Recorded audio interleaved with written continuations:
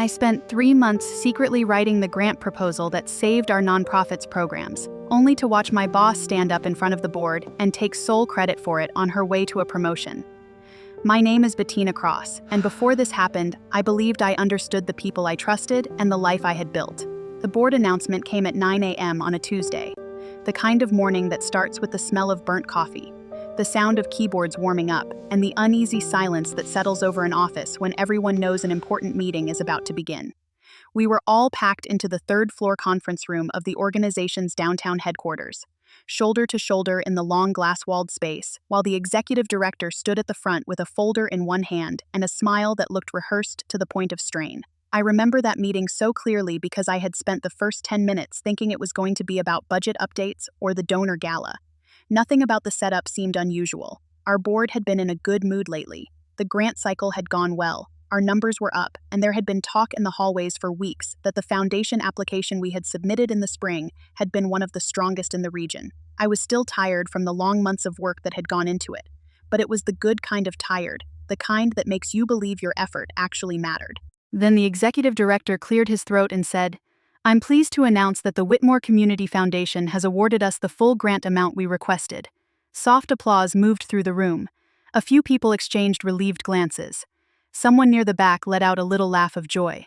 The grant was not just a nice bonus, it was a rescue. It meant we could keep 2 outreach programs running through the year, expand our tutoring initiative, and avoid the cuts that everyone had been quietly dreading. The executive director smiled wider, and I want to take a moment to recognize Farah Delaney for her exceptional leadership in crafting the proposal. The board was especially moved by the clarity of her vision, the strength of her narrative, and the way she framed our mission in such compelling terms. The applause that followed was bigger this time, and several heads turned toward my boss, who sat at the end of the table with a modest smile fixed in place like she had expected exactly this outcome. Farah gave a small, elegant nod, as if the praise were slightly embarrassing and entirely deserved. I did not clap immediately. I actually felt my hands freeze halfway together. The room kept moving around me. The executive director talking about Farah's remarkable strategic thinking and the way she personally brought the proposal to life. But I could barely hear him anymore. My ears had gone hot, and a strange pressure was building in my chest, the kind that comes when your mind is trying to reject what your body already knows is true. Because that proposal was mine, not partly mine, not inspired by my ideas, mine. I had spent 3 months building it from the ground up. Farah had not written the first draft. She had not researched the funding priorities. She had not tracked down the statistics about our target neighborhoods, or interviewed the program managers for impact numbers. She had not stayed late at night revising the language around measurable outcomes until the whole thing sounded polished, precise, and human. I had done all of that, mostly alone, in the small office at the end of the hall while the rest of the team left at 5. And now she was being praised publicly for my work. What made it worse was the look on her face. Not guilt, not surprise, not even the slightest twitch of discomfort. She looked satisfied, maybe even a little proud of herself, as if the board's applause had simply confirmed what everyone already knew. I sat there with my notebook open in front of me, staring at the edge of the table, trying not to show my expression. Around me, colleagues were exchanging congratulatory smiles. One of the program directors mouthed, "Well-deserved," toward Farah. The board chair leaned in to shake her hand across the table. Farah accepted it with the easy confidence of someone receiving a prize she had worked hard for. I kept waiting for someone to mention the drafting team, or for Farah to say, "And of course Bettina did the heavy lifting," or for the executive director to glance down at the printed copy of the submission and correct himself. But none of that happened. Farah had asked me to draft the initial proposal 3 months earlier, and she had done it in that smooth managerial tone she used whenever she wanted something without admitting she needed it. "You have a strong writing background," she had said, standing in my doorway with a manila folder tucked under her arm. "I need someone who can shape this grant application from scratch. You're the best fit." I had actually felt proud when she asked. I had joined the organization less than 2 years earlier, fresh from a nonprofit communications role where I had written donor letters, reports, and a mountain of copy nobody ever noticed, unless it was wrong. This was the first time anyone had explicitly trusted me with something significant. A grant proposal felt like a real assignment, one with real stakes. If we won it, entire programs would survive. If I did well, it could change how people saw me in the organization, so I agreed immediately. At first, I even believed Farah when she said we would work on it together. "I'll guide the strategy," she had promised, lowering herself into the chair opposite me. "You handle the first draft, then we'll refine it as a team." That was the arrangement, at least on paper. In reality, we'll refine it as a team, translated to Farah, sending me vague comments every few days, and appearing in my office long enough to skim a paragraph or suggest a few minor word changes. She was busy, she said. She trusted my judgment. She had a lot on her plate. I interpreted all of that as normal supervisory behavior and did the work anyway, because I wanted the project to succeed and because I thought collaboration would be recognized fairly when it did. The proposal was for the Whitmore Community Foundation, a highly competitive grant that could fund our neighborhood youth outreach and literacy expansion project for 2 full years. There was a very short window to apply, and the foundation wanted a proposal that made a strong case for measurable impact, sustainability, and community need. That meant months of gathering numbers, interviewing staff, shaping a narrative, and revising every section until the language was clear enough for board members and compelling enough for grant reviewers.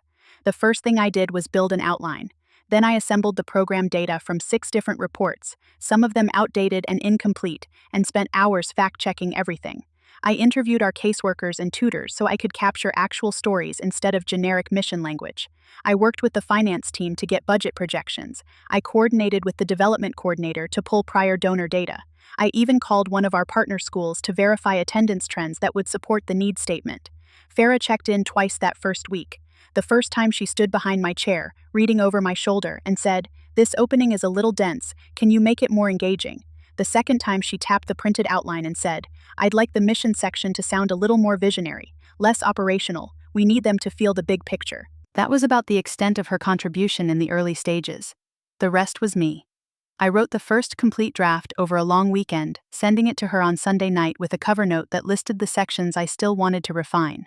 By Tuesday morning, she had replied with 3 comments, one of which was to replace improve access with expand access, because according to her, it sounded more active. Another was to move a sentence about program outcomes from the middle of the section to the beginning.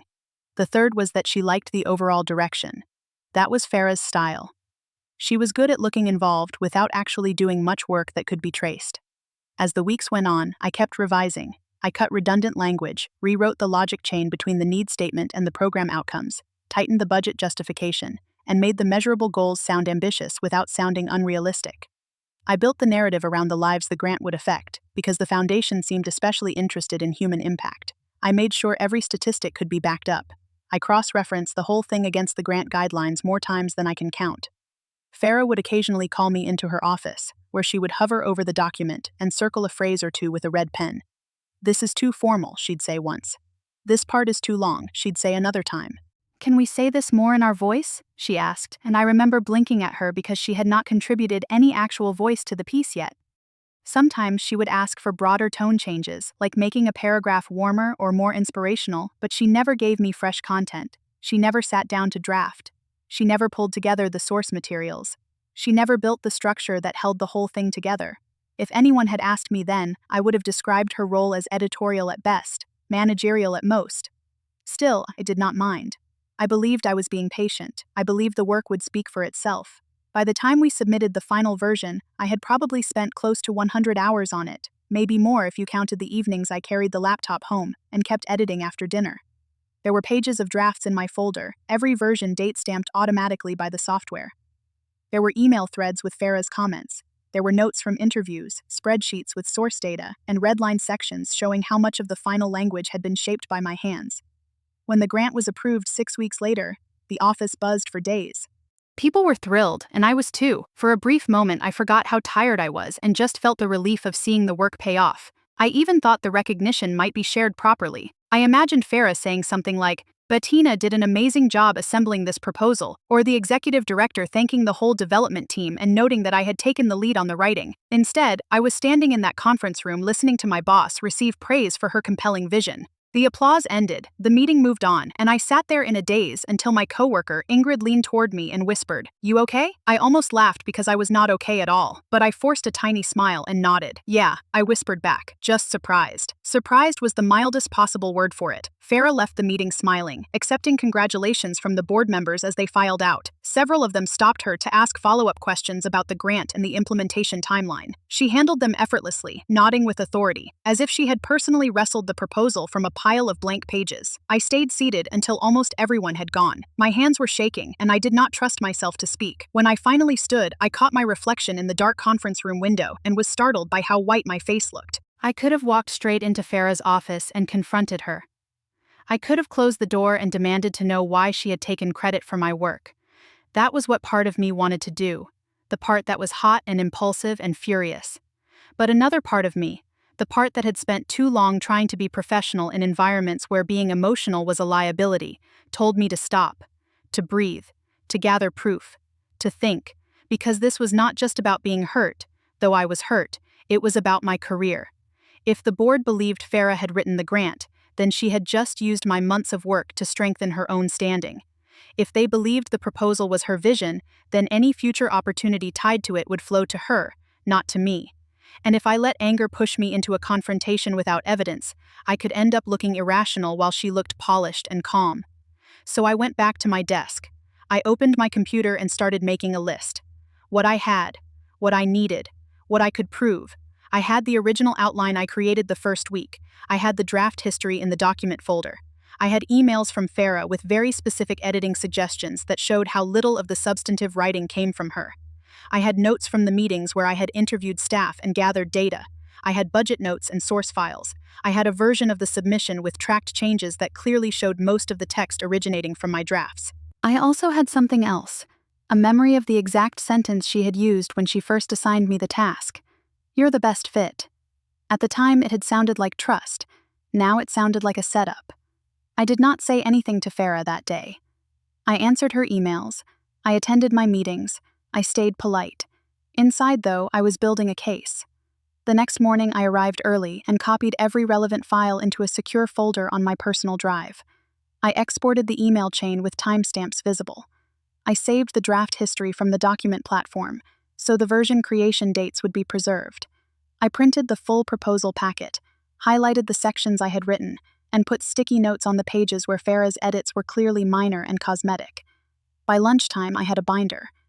It was one of the more humiliating things I have ever assembled in my life, not because of the paperwork itself, but because every page was a reminder that I had trusted a person who had no qualms about erasing me when it benefited her. I showed the binder to no one at work. I knew better than that. Instead, I called an employment attorney that evening. Her name was Priscilla Nakamura, and I had been given her number months earlier by a friend from a previous job who had dealt with a wage dispute. I had never needed to call before, and I remember staring at the phone for several minutes before I finally did it. When she answered, her voice was calm and efficient, the voice of someone who had heard every possible version of workplace betrayal and was not impressed by any of them. I told her my name, my role, and the basic outline of the situation. "So your supervisor is receiving credit for work you performed?" she asked. "Yes," I said, publicly, to the board, and I think it affected her promotion. There was a short pause. "Do you have documentation?" she asked. "A lot of it. Then don't confront anyone yet," she said immediately, "not until you know exactly what you have and how to present it." That was the first thing Priscilla told me, and it was probably the most important. She asked me to send her the material I had gathered, but before that she wanted me to organize it in a clean timeline. She told me to make the case facts only at first: who assigned the project, who drafted what the revision history showed, what the emails said, and when the board meeting happened. She said to avoid emotional language in the written summary, because the facts themselves were enough if they were as strong as I believed. "You are not trying to prove that she is a bad person," she said. "You are trying to prove that the credit attribution is false." That sentence stuck with me. For the next several days, I worked quietly after hours, building the timeline she suggested. I listed each draft date. I noted the file names. I summarized the content of Farah's feedback, which was mostly phrased as preference rather than substance. I included the dates of my interviews with staff, the meetings with finance, the revisions to the outcomes section, the changes to the budget language, and the final submission date. I also marked the board announcement date and quoted the language from the meeting notes I had taken. I had never made such a detailed record of my work before. Like a lot of people, I had trusted the process. I had assumed that if you did the work, someone would know. That assumption suddenly seemed incredibly naive. Priscilla reviewed everything and scheduled a call with me. She did not sound surprised by what I had sent. "This is strong," she said. "You have a documented drafting history, contemporaneous emails, and a clear assignment trail. That matters." I exhaled slowly, feeling for the first time that I might not be completely powerless. "What do I do?" I asked. "You raise it with HR," she said, methodically. "No accusations you can't support. Keep it focused on attribution and the impact on your record and compensation. If the promotion was based in part on this misattribution, that matters too. What if they say it was collaborative? Then they need to explain the level of contribution each of you made, and your records will be very relevant. She was careful not to promise a result. She did not tell me I would win. She told me the truth, which was that many workplaces hate dealing with authorship disputes because they expose how informal and sloppy professional credit often is. People like to say we all worked on it until someone asks for names, drafts, dates, and receipts. Priscilla told me to remain composed at work and not to hint that I was preparing a complaint. She also told me to keep documenting everything going forward, especially if Farah said or did anything that might be relevant after the meeting. That advice turned out to be harder to follow than I expected. For the next 2 weeks, I had to keep working under Farah as if nothing had happened. She was in an excellent mood after the grant announcement, and everyone in the office seemed eager to flatter her. She started speaking more in meetings, dropping phrases like the vision we presented and the strategy I laid out in a way that made me clench my jaw every time. The worst part was watching other people believe her. In the break room, people congratulated her on the beautiful proposal. At lunch, someone asked how she had found the right framing. In the hallway, the operations manager told her she had really captured the organization's heart. Each time I heard it, I felt something harden in me. I did not say anything yet, but I made my records even more detailed. Every meeting, every edit, every email, every request from Farah was logged. If she asked me to revise a paragraph, I saved the version before and after. If she called me into her office, I took notes immediately afterward. If she casually mentioned the grant to another manager and implied she had done the heavy lifting, I wrote down the date and the exact phrasing as best I could remember it. It was exhausting to live like that. I would go home with the edges of my patience frayed raw, then spend another hour or two in the evening organizing files instead of relaxing. I started sleeping badly. I replayed the board meeting over and over in my head, hearing the applause and seeing Farah's smile. I wondered if I should have confronted her publicly in the room, if only to force a correction before the praise settled in. But every time I considered acting on impulse, I thought of Priscilla's voice. You are not trying to prove that she is a bad person. You are trying to prove that the credit attribution is false. That kept me steady. The first person I told anything to was Ingrid, and even then I was careful.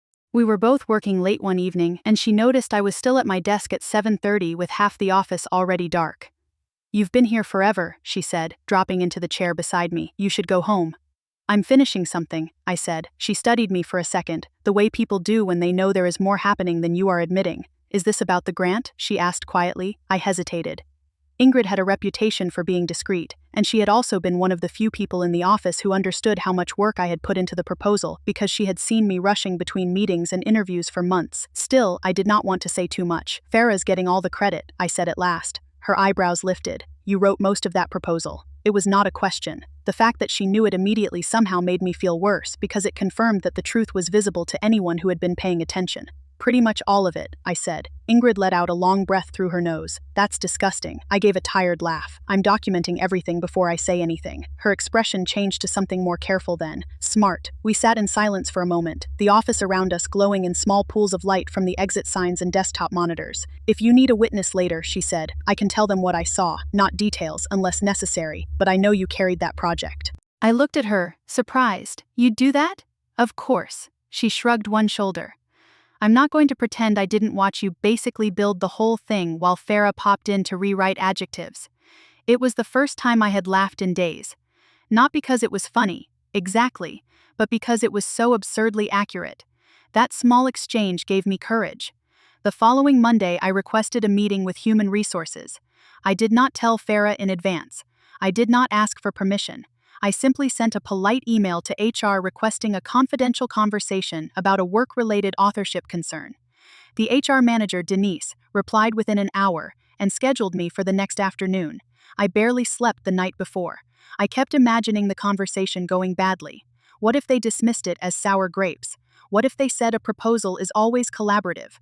What if Farah had already built enough credibility with the board that my documentation would not matter? Then I reminded myself that I was not going in empty-handed. The HR office was on the second floor, tucked behind a frosted glass corridor that always felt oddly quiet compared to the rest of the building. Denise greeted me professionally and closed the door behind us. She was a practical woman in her 50s with a sharp blazer and reading glasses hanging from a chain around her neck. She asked me to explain what had happened in my own words.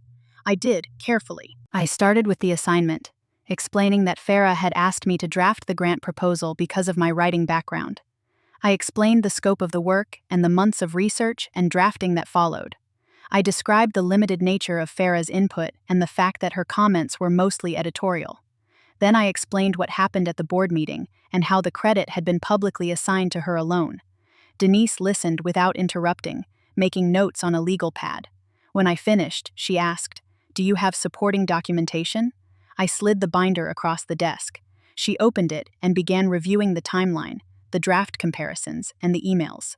I watched her face as she read. She did not show much emotion, but I noticed that her pen stopped moving more than once when she reached certain sections. At one point, she flipped to an email where Farah had written, "Can you make this sound more strategic?" And another where she asked me to adjust the tone, but did not make any substantive content suggestions. Denise looked up. "How much of the final submission would you say you wrote?" I chose my words carefully. Most of it. The structure, the narrative, the research integration, the outcomes language, the budget justification. She edited some sections and gave feedback, but I drafted the core proposal. She nodded and kept reading. I think the most frightening part of that meeting was how calm it was. I had expected some dramatic reaction, but HR is rarely dramatic. They just gather facts and make you wait while they decide whether those facts are inconvenient. After nearly 40 minutes, Denise said she needed to compare my materials with the actual grant submission and review the relevant assignment trail. She told me they would look into it promptly and to avoid discussing the complaint with colleagues or with Farah while the review was underway. "Will this stay confidential?" I asked. "We will handle it as discreetly as possible," she said, which was not the same thing, but it was enough for the moment. I walked out of that office feeling lighter and more terrified at the same time. The next several days were some of the longest of my life. Nothing visible happened at first. Farah still came to work. She still took calls in her office with the door half closed. She still moved around the department with that polished confidence that made people assume she had everything under control. If anything, she seemed even more self-assured, now that the grant success was beginning to ripple through the organization. Then the informal recognition started to spread. The board chair mentioned Farah by name in a staff email. The executive director praised her leadership in a department-wide update. People who had barely acknowledged my existence during the proposal process suddenly congratulated her in the hallway. I kept my face neutral and my replies brief. Inside, I was furious. One morning, about a week after I met with HR, Farah stopped by my desk and said, "I'll need you to prepare a summary of the grant next steps for the leadership team." "Sure," I said. She leaned against the divider, scanning my screen. "And make sure the tone is aligned with the way I presented the proposal to the board." That phrase nearly made me choke. I looked up at her. "How did you present it?" She smiled faintly. "The board wants confidence, Bettina. They respond to vision." There it was again. Vision. Her favorite word whenever she wanted to sound like the architect of something she had mainly supervised. I kept my voice even. "I'll make it consistent." "Good." She walked away, and I stared after her with my hands curled around the edge of my keyboard. That afternoon, I sent Priscilla a new note summarizing the interaction, because I was now recording everything in case the situation escalated. She replied with one line, "Keep going." I did. The HR review moved faster than I expected, probably because the documentation was so clear. Denise called me back in after another week and told me they had compared my drafts, the revision history, and the submitted version. "Your materials are consistent with a substantial authorship role," she said carefully. I remember her wording because it was so clinical, and yet it carried the first real validation I had heard since the board meeting. Substantial might sound modest to someone outside the situation, but in a workplace context, it was a very loaded word. It meant they could no longer pretend the credit assignment was accurate. Denise explained that they also wanted to speak with Farah and review the chain of assignment. She did not tell me what Farah had said when they confronted her, and I did not ask. That part of the story took place behind closed doors. What I did know was that, 2 days later, Farah's office door remained shut for most of the afternoon. She emerged looking tight around the mouth in a way I had not seen before. She did not make eye contact with me as she passed my desk. That was the moment I knew she understood this was serious. The formal correction came the following week. Denise asked me to come to her office with the executive director present. That alone made my stomach twist, because it meant the issue had moved beyond a routine HR review and into leadership territory. The executive director looked uncomfortable, which was a departure from his usual polished neutrality. Denise opened the meeting by stating that the organization had completed its review of the grant proposal authorship issue. Then she said, plainly, that my documentation established my primary role in drafting the successful proposal. I cannot describe the feeling that moved through me in that moment without sounding melodramatic, but it was not triumph exactly. It was relief sharpened by anger. It was the kind of vindication that does not erase the damage, only proves you were not imagining it, Denise continued. The organization would issue a formal correction acknowledging my contribution. Future internal and external references to the proposal would note that I led the drafting process. They would also be implementing a new attribution policy for significant written work because the review had exposed how easy it was for credit to become distorted in informal collaboration. Then, because life is rarely neat enough to make justice satisfying, she added that Farah's promotion had already been finalized and would not be reversed. That part hurt. I had not expected magic, but I had hoped a little. I had hoped the truth would have consequences beyond a policy memo. Still, the correction mattered. It mattered a lot. Denise also informed me that my salary would be adjusted to reflect my demonstrated capabilities and the level of responsibility I had taken on. It was not a perfect equalizer, but it was concrete. It was the organization finally putting numbers behind what it had tried to ignore. The executive director apologized in a way that sounded practiced but sincere enough to count. He said they should have known better. He said my work had been important. He said the organization valued integrity in authorship and would do better. I listened, nodded, and tried not to give him the satisfaction of looking relieved. When the meeting ended, I walked back to my desk on legs that felt both steady and strange, as if I had stepped out of one life into another. The correction email went out to senior leadership first, then to the broader staff. It did not name every detail, but it clarified that I had been the primary drafter of the Whitmore proposal and that the organization regretted the inaccurate attribution in prior acknowledgments. The atmosphere in the office shifted immediately. People who had been lavish in their praise of Farah now became very interested in not discussing the issue at all. Some acted awkward, some acted as if they had always known. A few quietly came by my desk to say they were glad the record had been corrected. Ingrid was the only person who rolled her eyes openly and said, "About time." Farah, unsurprisingly, did not come by to apologize. She did not deny it either, at least not to me. From what I later heard indirectly, she had tried to frame the situation as a misunderstanding about team collaboration. But the draft history made that position impossible to maintain. She had more or less assigned herself the role of strategic overseer and hoped nobody would ask too closely who had actually done the writing. Once HR had the documents, the story collapsed under its own weight. I saw her in the hallway once after the correction. We passed each other near the copy room. She gave me a look I could only describe as cold embarrassment. Not shame, not remorse. Embarrassment, as if I were the one who had caused an inconvenience by insisting on being visible. I did not say anything. There was no speech that would have improved that moment. The part that surprised me most was how quickly some people's behavior changed after the correction.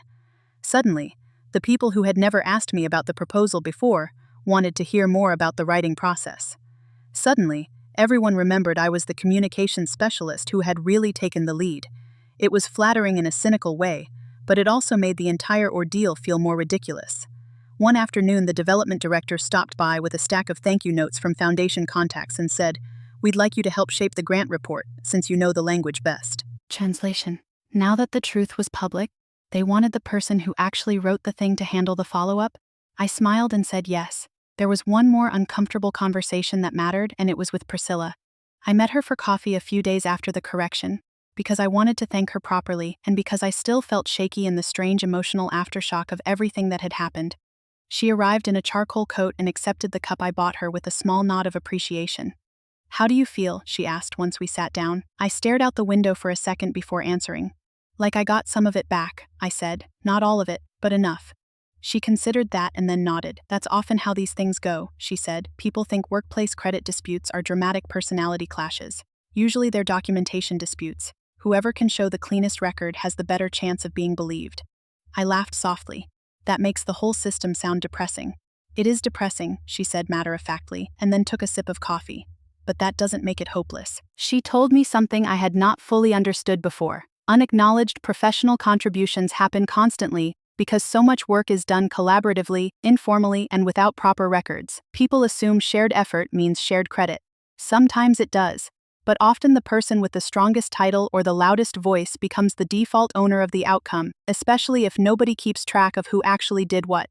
That was the heart of it. Not some grand villain speech, not some elaborate conspiracy. Just the ordinary danger of vague systems and ambitious people. I'm going to document everything from now on, I told her. You should, she said. You shouldn't have to, but you should. And I did. The habit changed the way I worked almost immediately.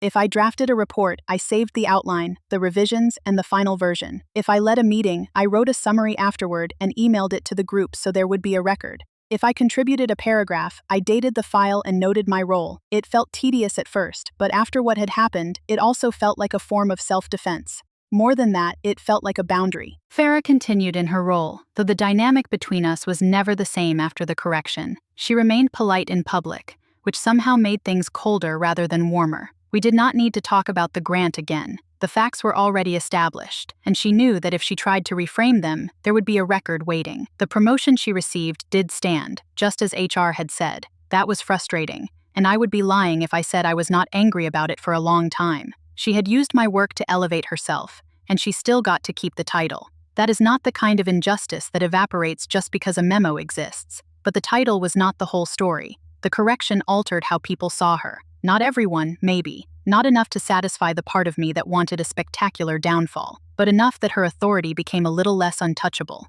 Enough that future claims she made would be filtered through a degree of skepticism. Enough that she could no longer take credit in our office with the same casual confidence. And it altered how people saw me. The communications director began consulting me on larger projects. The executive director, for all his clumsy diplomacy, started inviting me into planning conversations earlier. The board chair even stopped me one day after a meeting to thank me for the proposal work personally, which may have been overdue but still mattered.